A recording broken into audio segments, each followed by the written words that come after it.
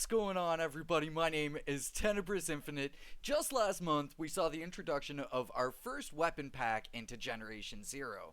And so, I've got some ideas on how weapon packs could be implemented in the future that potentially could be better than the first iteration. Now, that's not to say that the first iteration was bad, but there's always room for improvement when it comes to something progressive like Generation Zero. Now, the core premise for these improvements to weapon packs is essentially removing the need to farm for these weapons. I'm sure a lot of people can agree with me that the hunt for American weapons is a disappointing hunt. It's it's very RNG heavy, and the chances of you actually finding the weapons that you paid for is incredibly minimal. Now, the team is looking into the drop rates for these weapons, but I think that in the future, you could just entirely remove that RNG factor in order to improve customer satisfaction when we buy these weapon packs. Now, the first idea I have is an improvement on the initial iteration of weapon packs here in Generation Zero. So, with the American weapon pack, what you got was a bunch of 3 crown variants of the weapons in question, and then if you wanted higher or lower crown versions of the weapons, you had to go out and farm for them. So my idea here is, again, removing that factor of having to go out and farm for these weapons. So the idea is focusing on that initial aspect of the weapons appearing in your plundra upon purchasing. So focusing on the weapons appearing in the plundra, basically my idea is that this could potentially just be tied to your initial player level, that first character in your first slot. And if you wanted multiples of these weapons, then you would have to make a fresh first character every single time you wanted a fresh set of whatever weapon it is you're buying from a weapon pack, or whatever weapons come with the weapon pack. The way this would work is that the weapons would spawn into your plundra at various level gates. So the idea that I have is kind of matched to where your player would be at, especially during your initial playthrough. So from level 1 to 5, starting at level 1, your plundra would spawn with the 1 crown variants of the weapons, the dilapidated variant. Then at level 6, the plundra would spawn the 2 crown variant, the worn variant, or the green color of the weapons in question, all the way up to level 11. Then at level 12, the plundra would spawn the 3 crown variant, the blue quality or the good quality of the weapons, all the way up to level 20. Then at level 21, the plundra would spawn the 4 crown or the exceptional or the purple variant of the weapon, all the way up to level 25. Then from 26 to 31, or 26 until max level, your plundra would spawn the 5 crown variant of the weapons in question. Now again, the idea of this is to simply rid the kind of factor of having an overcrowded loot pool, especially on the base machines. I think that if the game ever gets expanded with more machines, then definitely loot pools can expand. But currently, as it stands, with the machines that we have, it's just too small of a number of enemies to defeat per weapon that there actually is in the game. Even with the way things are broken up currently, with the tanks dropping the N60, the Harvester dropping the N16, and then the Hunters dropping the N9, it still feels overcrowded in their particular loot pools, especially with the Harvester and the tank in question, as the Harvester and the tank are the primary source of all of the other weapons that we get in the game, especially at the 5 crown variant. If we were to see this proposed idea introduced into the game, it would be a much more progressive element of these weapon packs. I think it would be much more rewarding to first-time buyers and first-time players that are just buying everything they can for Generation Zero. And I think that it would be more rewarding to late-game players as well, because we don't want 3 crown weapons.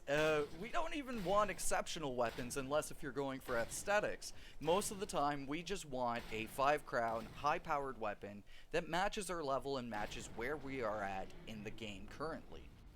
And then on top of that, not to sound harsh, but it's kind of lame that players can just buy this weapon pack and start off with 3 crown variants. Right from scratch, right at the beginning of the game. It breaks a lot of that initial game flow of having to start from dilapidated weapons and work your way up to higher power weapons, because you start off the game with an already mid-tier weapon. It's not game breaking in any way, shape, or form, but I do think that it breaks some of the game flow that is special to Generation Zero. So I really want to generate a conversation around this video, and so I want to know, what are your thoughts on this? Do you think that adding in kind of level gates to the weapons is a good idea? Do you like the fact that we have to go out and farm for these weapons? Definitely throw up your thoughts and your opinions in the comment section in order to just kind of give some of that player feedback that I think is very necessary, especially in regards to something in its first iteration, like the weapon packs in specific. This next idea is creating small set pieces that correlate to the weapon packs. Either small set pieces or small missions. And the idea is that with each weapon pack, the developers would introduce a very small set piece into the world that would pertain to the weapon pack. Now, accessing the weapon in specific would have to be locked behind the player purchasing the weapon pack in specific.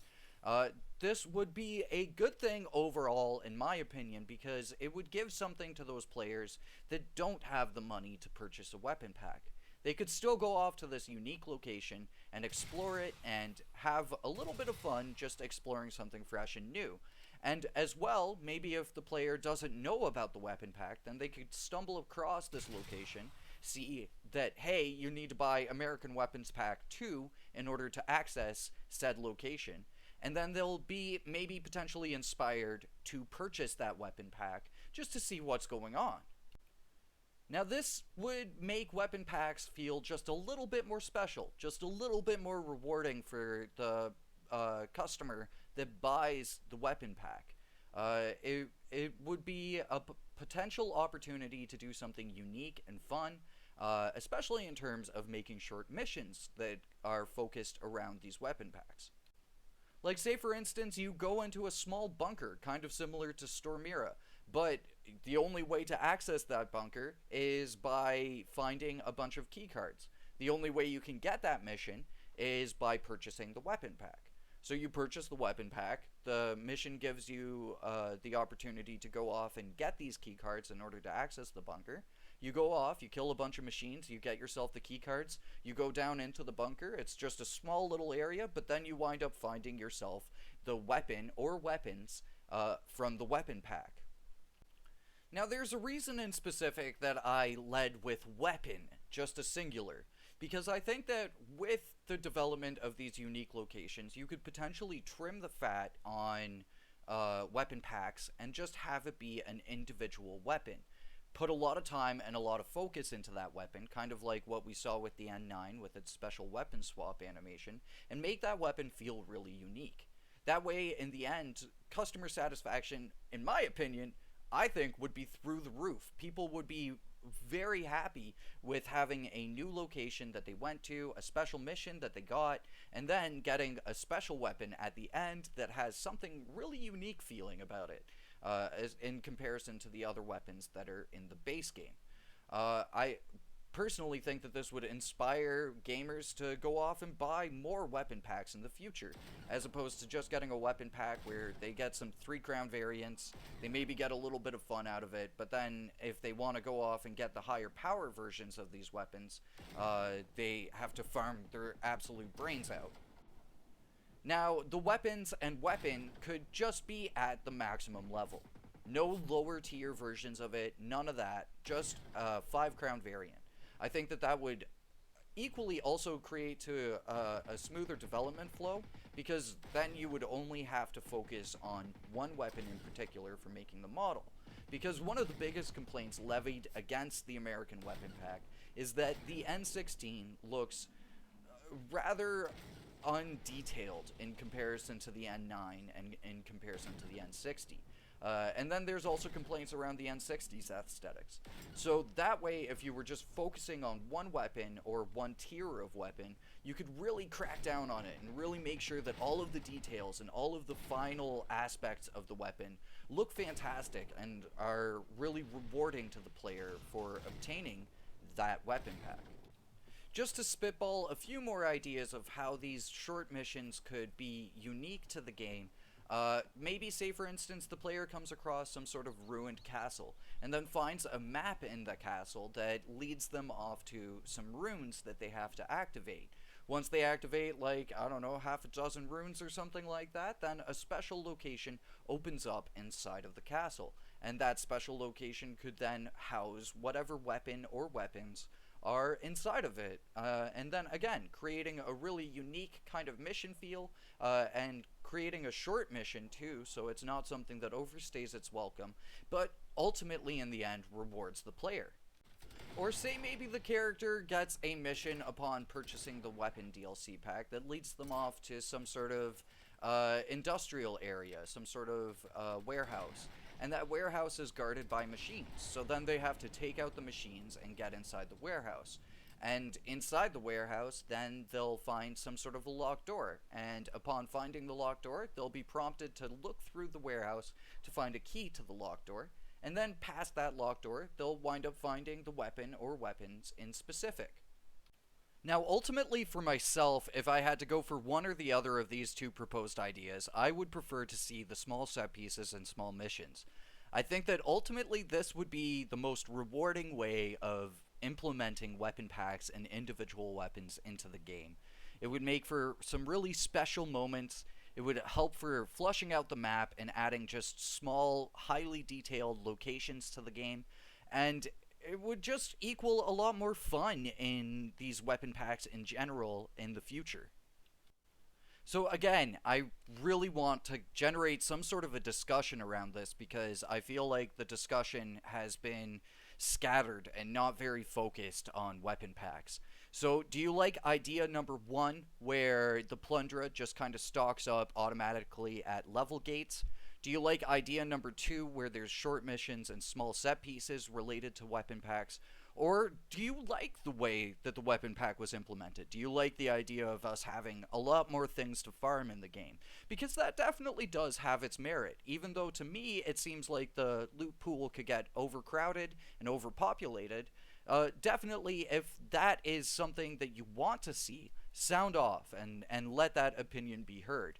But for now, thank you so much for watching this video. Hopefully you took some of my ideas to heart, and I will catch you all in the next one. Until then, peace.